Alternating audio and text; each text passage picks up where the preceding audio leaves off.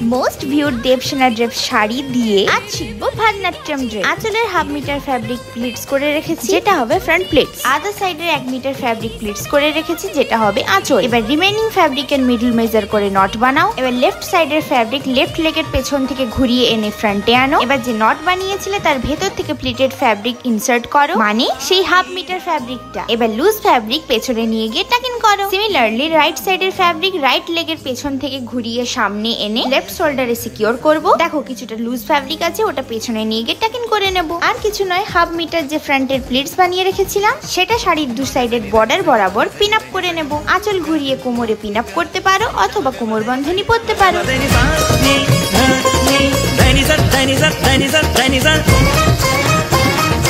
Madani, Madani, Madani, Madani.